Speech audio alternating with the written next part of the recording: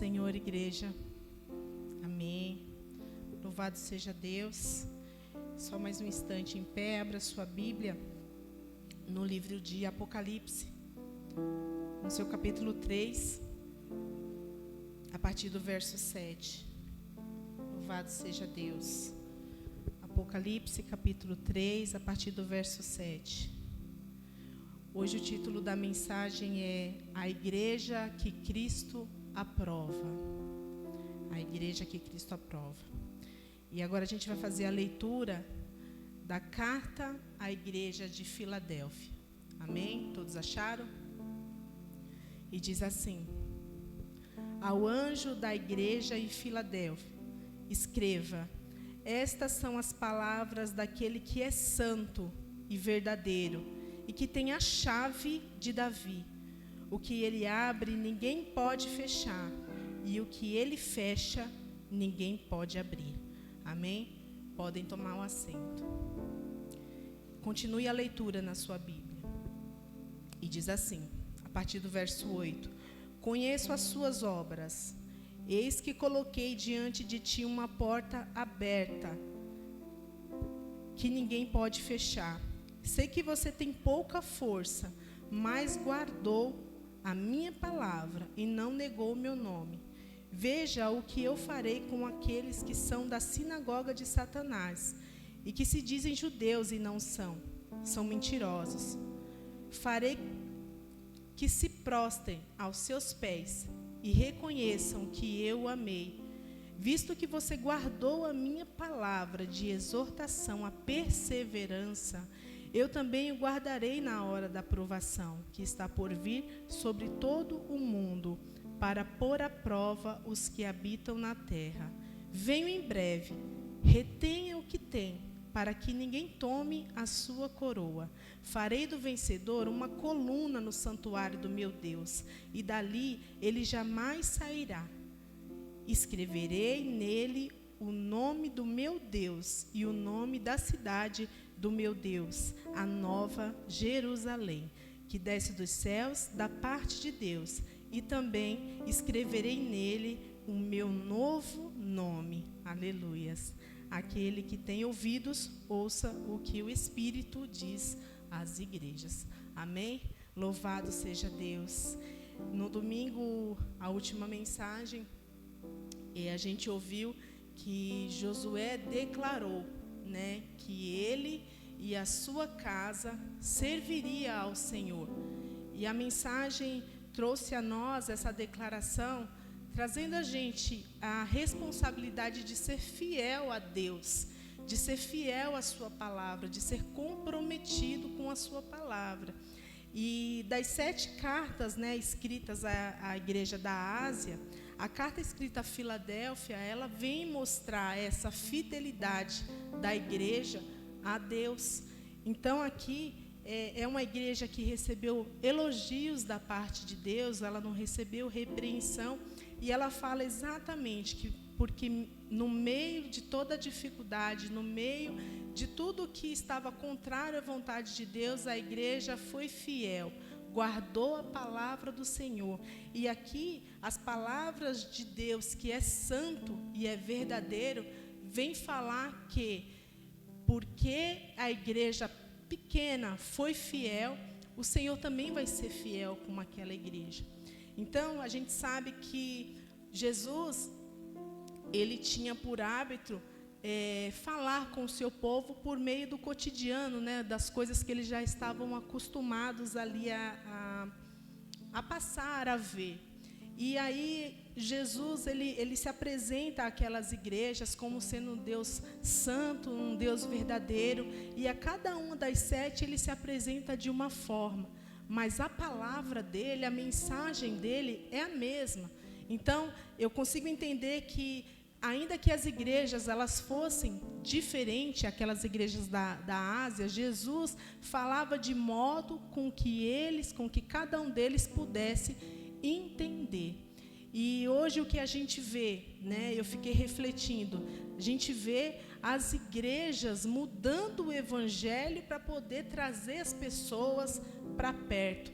E a gente vê Jesus como sendo santo e verdadeiro, levando a verdade, repreendendo as igrejas e até elogiando, como foi no caso aqui de Filadélfia, mas ele não mudou o evangelho para poder agradar as que não estavam andando no caminho da verdade. Então, a primeira lição que eu já pude ver por meio dessa carta, a palavra do Senhor, ela não pode ser mudada em detrimento da vontade da igreja, em detrimento da igreja estar desviada. Então, porque a igreja se desviou, a palavra muda para poder trazer os irmãos de volta, os cristãos de volta? Não, de forma alguma. Vem a palavra do Senhor e corrige, repreende, adverte, mas mantém o evangelho da verdade. Porque aqui, quando o anjo da igreja se manifestou, ele disse, quando Jesus se manifestou, ela disse: essas são as palavras daquele que é santo e daquele que é verdadeiro. Então, em Deus a santidade, nele a verdade. É assim que o evangelho tem que andar, dentro da santidade e dentro da verdade. E a gente não pode distorcer a palavra de Deus, porque a igreja se desviou, assim como a gente viu nas advertências das outras cartas, né? Então, dentro desse contexto, o Senhor falou para aquela igreja que a passagem lida fala que era uma igreja pequena, né? Uma igreja com pouca força. Essa igreja ela é localizada na Ásia Menor, hoje é a atual Turquia. E aí, a localização dela dava acesso aos comércios, né? Tanto do Oriente quanto do Ocidente. E dentre esses comércios estava o Império Romano. E aí a palavra do Senhor vem dizer assim, que conheço as suas obras, eis que coloquei diante de ti uma porta aberta, uma porta que ninguém pode fechar. Então, quando eu penso que o Senhor falava com o seu povo, por meio ali da realidade deles, a porta que o Senhor colocou ali naquela cidade era a porta para evangelizar. Aquele local onde a cidade, né, a igreja, aquela pequena igreja estava situada, dava acesso. Então, era uma igreja pequena, uma igreja fraca, né, de acordo com o que está aqui, mas fraca não, com pouca força, né, eu acho que se enquadra melhor. Mas, assim, viu ali uma oportunidade no ministério de angariar vidas, angariar alma, né? E naquilo ali a gente entende, se o Senhor fala, eu coloquei uma porta, e se Ele declara que a porta que Ele abre, ninguém pode fechar, eis aí a oportunidade, né? Então, nós, na nossa língua, a gente tem por costume falar assim, que o Senhor abriu uma porta. E quando a gente fala que o Senhor abriu a porta, logo o que vem na nossa mente? Uma oportunidade. Abriu-se ali uma esperança. Então, aquela igreja fraquinha, mesmo assim, porque ela guardou com fidelidade, com perseverança a palavra do Senhor, o Senhor abriu ali uma oportunidade. Amém? Abra sua Bíblia em João. Aleluia, louvado seja Deus. João 10, no versículo 7, que diz assim. Vou ler aqui no telão. João 10, 7.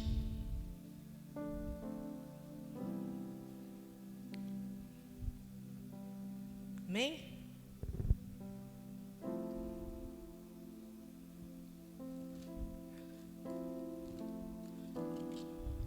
Fala assim.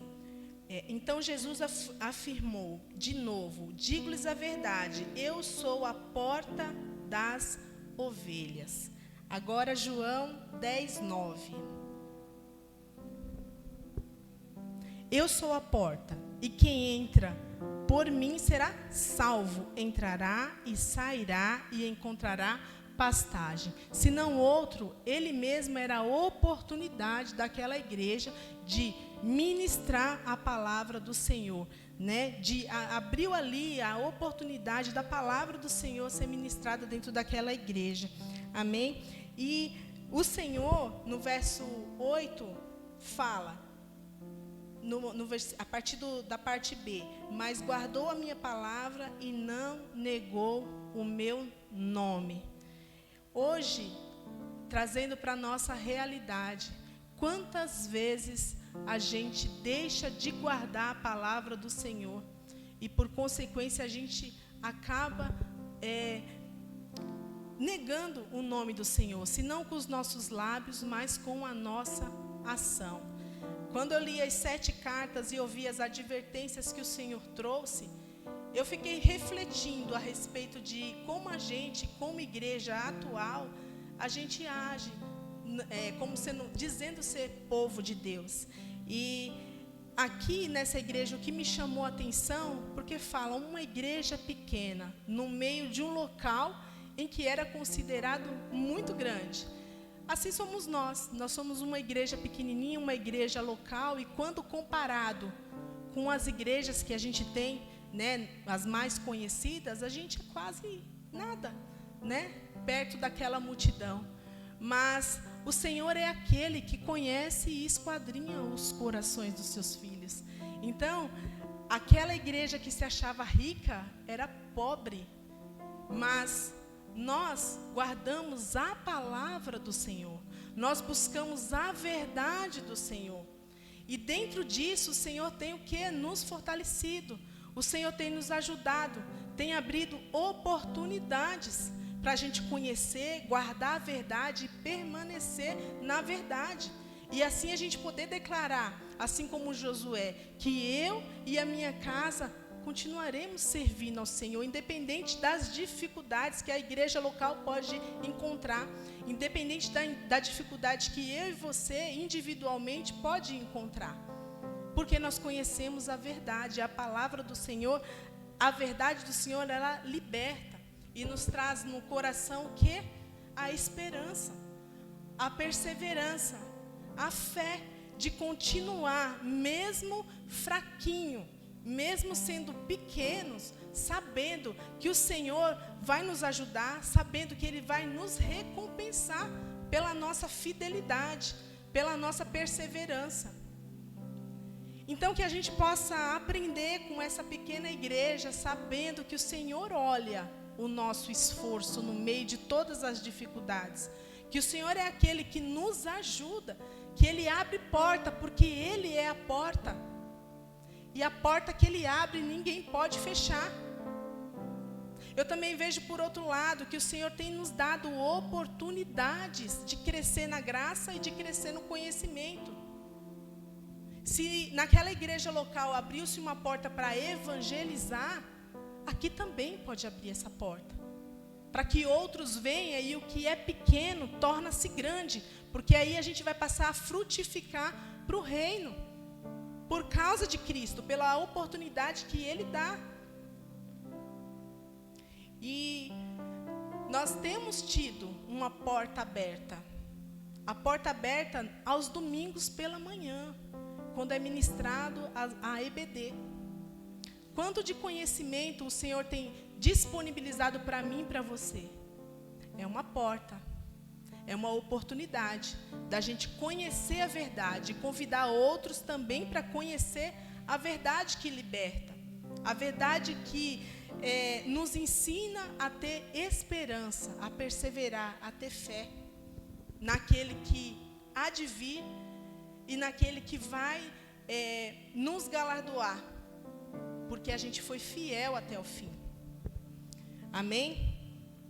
E o Senhor, no meio da nossa dificuldade também, onde a gente sabe que tem muitas pessoas que vão contra a nossa fé, muitas situações que vêm contra a nossa fé, Ele nos, como que eu posso falar, nos incentiva, né?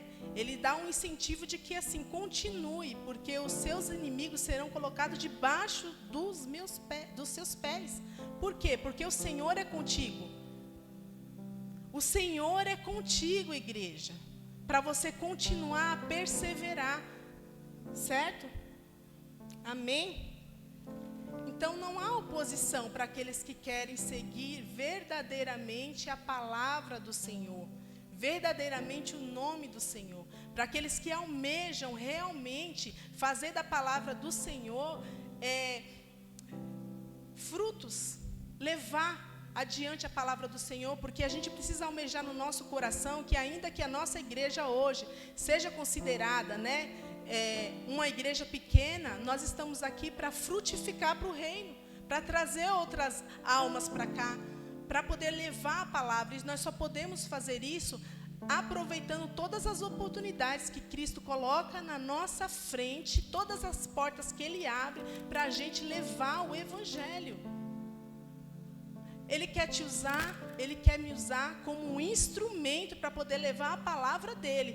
Então, para isso, a gente precisa estar disposto a abrir mão das nossas vontades e disposto a continuar firme, mesmo na nossa pequena força.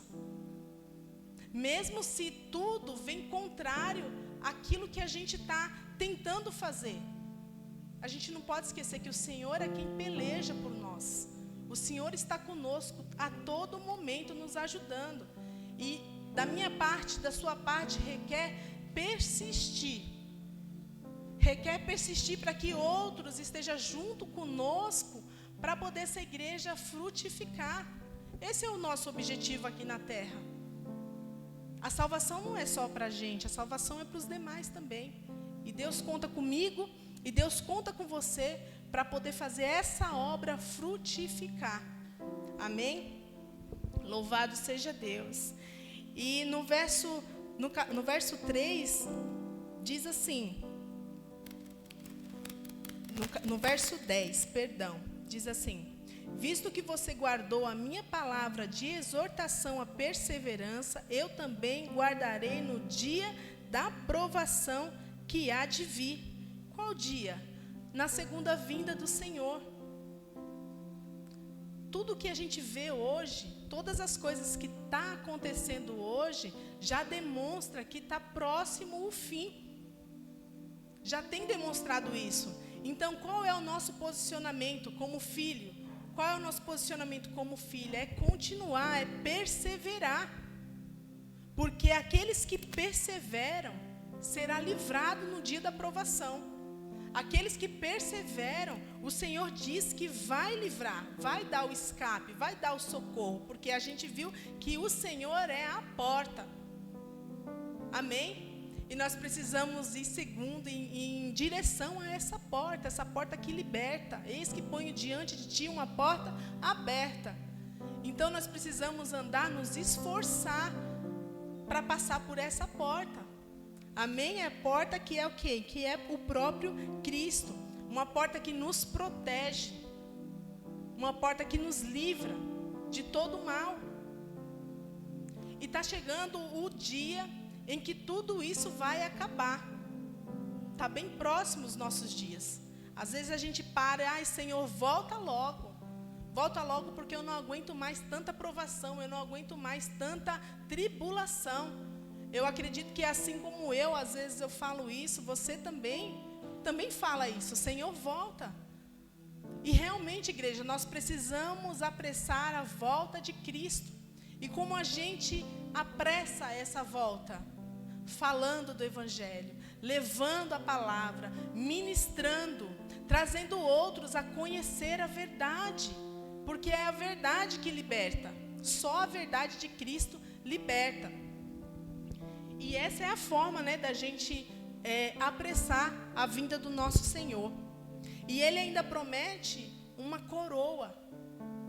Amém? Vocês não se alegram com isso?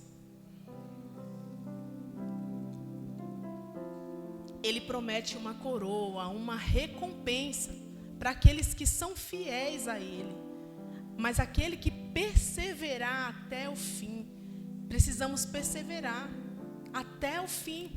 E tudo indica que esse fim está próximo, está mais perto do que a gente espera.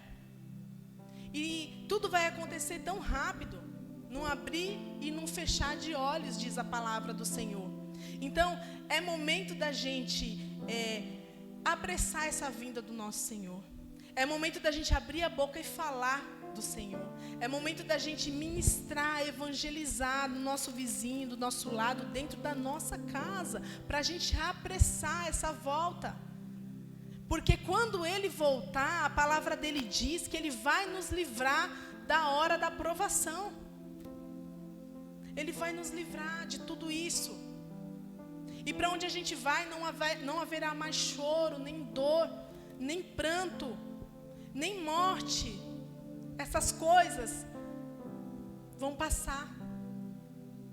Então alegra o seu coração e seja perseverante em falar da palavra do Senhor, e levar a mensagem do Senhor. Isso tem que ser feito com alegria, com muita alegria, porque é chegada a hora que o nosso Rei, o nosso Deus eterno vai voltar.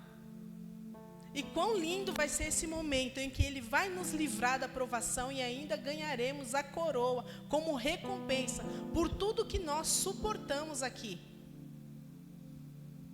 Ganharemos uma coroa porque fomos filhos fiéis à sua palavra. É promessa do Senhor. E Ele diz assim, ó: venham em breve, retenha o que você tem. Tudo que você aprendeu a respeito de Cristo. Se Cristo é a verdade, se Cristo liberta, se você precisa ministrar a palavra do Senhor, guarda isso, retenha. Por quê? Porque para que ninguém tome a sua coroa. E eu farei de você uma coluna no santuário do meu Deus, e dali ele jamais sairá. Eu farei de você uma coluna. Aquela igreja, ela estava situada num local onde tinha terremotos, tinha problemas de clima. Então o que ocorria? Quando isso acontecia, as cidades eram destruídas. Hoje não mais, mas naquela época, isso que ocorria. Abalavam-se as estruturas dos locais e a igreja, a coluna dela se abalava, mas a palavra do Senhor diz que ao vencedor, Ele fará uma coluna que não vai se abalar, não vai se romper, não vai cair. Porque o que está construído sobre a palavra do Senhor, sobre o próprio Deus, não se abala. Então, independente do vento, da tempestade, da dificuldade que eu e você possa estar encontrando, que a igreja local, que a igreja no mundo, que a igreja do Senhor esteja encontrando, há uma promessa de que Ele fará de nós uma coluna que não vai se abalar. São promessas do Senhor. E Ele diz mais ainda. Ele diz que vai escrever o nome, no meu nome, vai escrever nele o nome do meu Deus e o nome da cidade do meu Deus. O nome é a nossa identidade. E a nossa identidade é a de Cristo. E Ele escreverá o nome dela, o nome dele em nós. Amém? Então, a mesma como que eu posso falar? A mesma palavra de esperança que o Senhor falou, de incentivo que o Senhor deixou para aquela igreja, é o que eu trago hoje para vocês, que eu trouxe para mim. A gente precisa continuar, a gente precisa perseverar, ainda que as dificuldades venham, ainda que o desânimo venha, ainda que bata a tristeza, ainda que os nossos olhos vejam coisas que nós não nos agradamos, mas ainda assim os nossos olhos têm que estar sempre no Senhor, sempre na palavra do Senhor. A gente não pode ter motivos, deixar que os motivos nos parem, porque tudo é para a glória de Deus, tudo é por causa de Deus. Então a gente não pode olhar nem para a esquerda nem para a direita, a gente tem que aproveitar as oportunidades que o Senhor tem nos dado, as portas que Eles têm abrido, as portas ministeriais que Eles têm aberto na nossa vida. Se encher mais de Deus, aproveitar, porque a qualquer hora Ele vem. Porque a palavra dele diz que Ele vem em breve. E quando Ele voltar, Ele também diz que vai nos proteger e que tem uma recompensa para cada um de nós.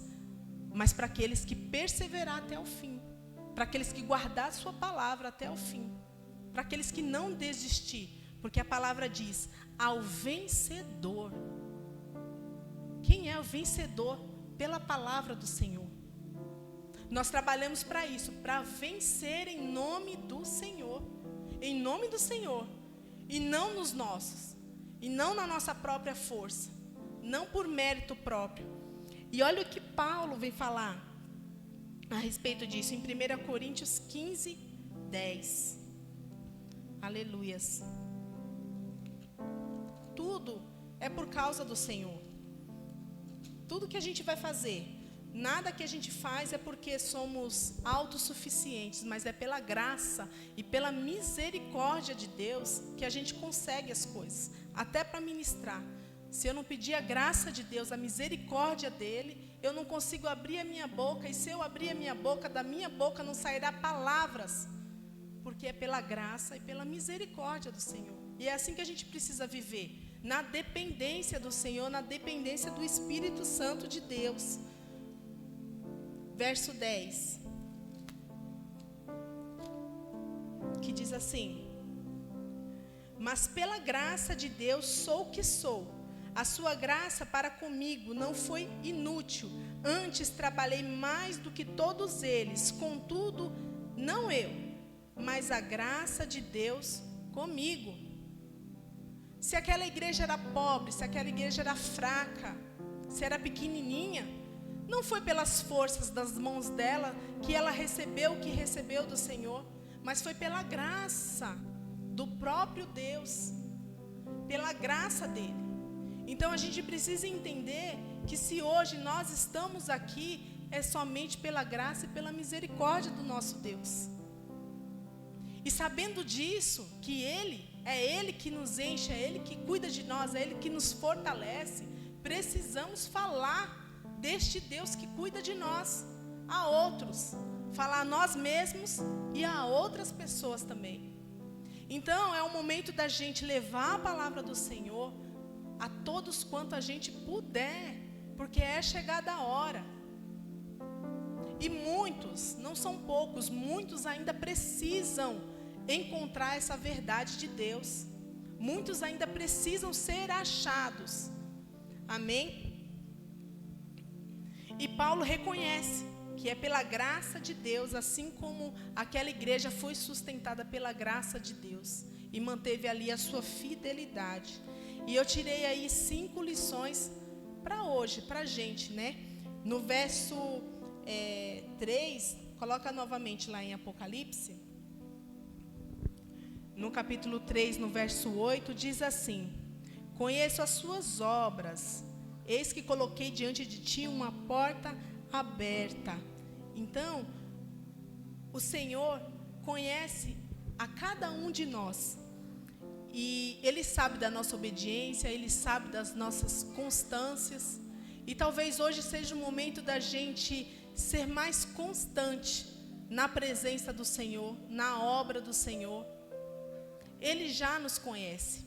Então, nós vimos que o Senhor sempre abre oportunidades para mim e abre oportunidades para você, para que o nome dEle seja levado, porque nós somos instrumentos dEle. Então, com a nossa obediência à palavra de Deus e a nossa constância, ou seja, continuar firme, continuar prosseguindo. Não hoje está de um jeito, amanhã, hoje está firme, amanhã caiu. Hoje está firme, amanhã caiu. Não, a gente precisa ser constante no nosso pensamento. Eu tenho um alvo, eu tenho um objetivo. O meu objetivo é ganhar a coroa da vida eterna. O meu objetivo é ser vencedor. E para isso eu preciso ser firme e constante na presença de Deus, sabendo os propósitos que Ele tem para a minha vida, que Ele tem para a sua vida. Então, precisamos ser fiéis a Deus. Então, o primeiro ponto que eu coloco é fidelidade em meio à fraqueza. Então, mesmo na pouca força, aquela igreja foi fiel. Mesmo na pequena e na pouca força, eu e você precisamos ser fiéis à palavra do Senhor.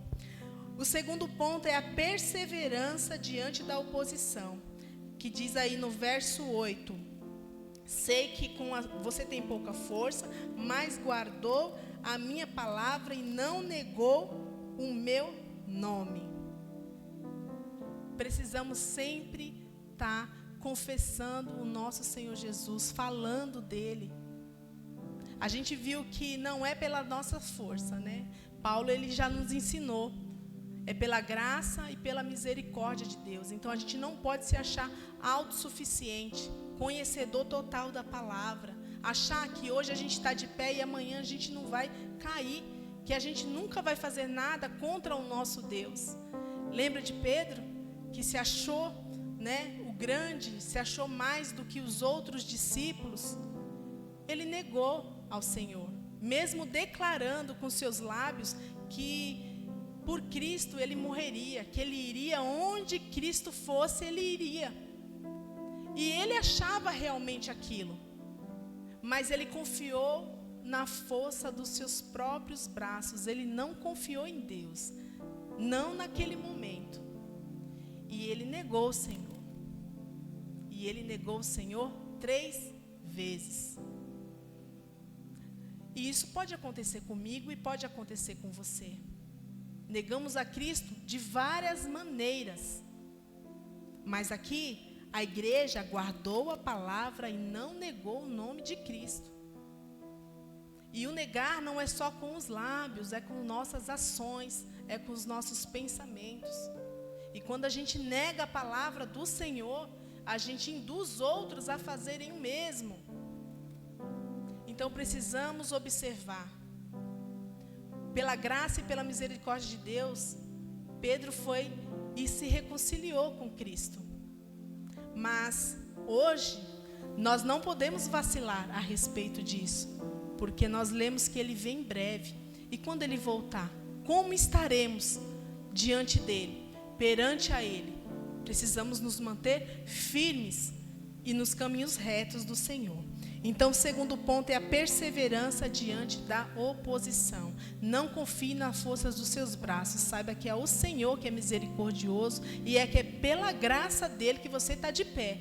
Então, não se ache, assim como eu não posso me achar autossuficiente, porque o que nós precisamos é ser constantes e dependentes total do nosso Senhor Jesus Cristo, para que a gente se mantenha firme e não venha cair, para que a gente esteja firme no dia da provação. Amém? O terceiro ponto é esperança na recompensa. E no verso 11 diz: conserva o que tens para que ninguém tome a tua coroa. Que quer dizer, permaneça firmes, constantes, mantenha a sua fé. Não deixe se esmorecer pelas coisas que você está vendo. Se a gente for olhar tudo o que acontece hoje no mundo, às vezes até dentro da nossa casa, a gente não quer mais nem sair. Mas a palavra do Senhor fala para a gente: seja firme e constante, continue. Olha a declaração de Josué: eu e a minha casa serviremos ao Senhor. E esse serviremos ao Senhor não foi somente naquele momento, foi durante toda a vida. Assim somos nós. Durante toda a nossa vida, é servir ao Senhor de todo o coração, com o melhor que está dentro de nós, com os nossos lábios e com as nossas ações também. E o quarto ponto é a identidade e pertencimento eterno. Ele disse assim: escreverei sobre ele o nome de Deus, que é a nossa filiação. Somos filhos de Deus, fomos feitos filhos de Deus, pela graça e pela misericórdia dele. Então essa filiação dada por ele a nós, e de graça para nós, não para ele que morreu por nós, nós precisamos aproveitar até a sua vinda. Quando esse momento chegar, receberemos dele um novo nome, o nome dele mesmo.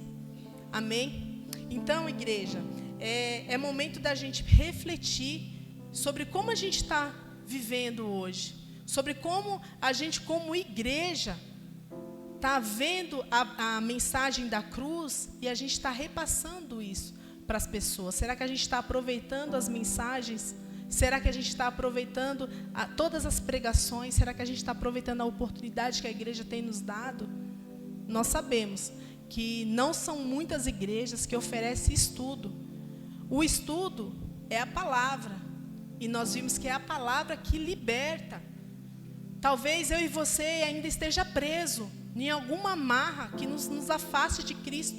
E só com conhecimento, só com a verdade, é que os nossos olhos vão se abrir para essa verdade e a gente vai tirar o impedimento que está nos afastando de Cristo.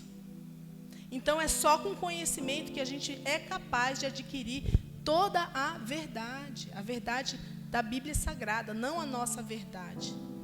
Amém? E o melhor de tudo isso é que em todas as cartas, o Senhor promete uma recompensa ao vencedor. Eu quero ser vencedora de passar por essa vida e permanecer em Cristo, para se assentar com Ele e poder gozar de tudo de melhor que Ele prometeu. E em Apocalipse tem muitas promessas a respeito de como vai ser esse dia para aquele que for vencedor. Eu separei aqui uns textos que falam sobre isso. Eu só vou ler. Peço que vocês prestem atenção. Em Apocalipse 2:7 diz assim: ao vencedor darei o direito de comer da árvore da vida que está no paraíso de Deus. Apocalipse 2:11: o vencedor de modo algum sofrerá a segunda morte. Apocalipse 3:5: o vencedor será vestido de vestes brancas, e não apagarei o seu nome do livro da vida. Apocalipse 3:21: ao vencedor darei o direito de sentar comigo no meu trono. Olha que maravilha! Quem quer sentar com o próprio Deus no seu trono? Eu creio que é o desejo do nosso coração. Mas para que isso aconteça, você precisa perseverar. Eu preciso perseverar até o final, mesmo com a nossa pequena força. E ao vencedor, ele vai fazer coluna no santuário de Deus. É promessa de Deus. Então, o que requer de mim, o que requer de você, é continuar, é ser persistente, é ser fiel, mesmo na nossa pequena força, porque o Senhor conhece o meu e o seu coração, Ele conhece as nossas limitações, mas quando chegar um momento em que a gente não suportar, a palavra dele diz que Ele vai abrir uma porta, um escape para nós, para que nós possamos ter uma segunda oportunidade, uma chance. Ele está sempre dando uma chance para a gente. Então não desanima, continue, persista, seja um crente insistente, para você receber do Senhor a coroa da vida eterna, que é a promessa que Ele deu àqueles que perseverarem até o fim. E aquele que perseverar até o fim será salvo. Amém? Então a gente trabalha para ser salvo. A gente ministra para ser salvo. A gente faz o evangelismo para ser salvo. E além disso, nós somos ministrados pelo próprio Deus, não apenas para ser salvo, mas porque Ele nos ama, e Ele nos ama com amor eterno. Amém? Essa foi a mensagem, guarda ela no seu coração, e que cada um de nós possa ser vencedor, os vencedores, e ser galardoado com essa promessa que o Senhor deixou para nós. Amém? Louvado seja Deus. Aplauda o Senhor.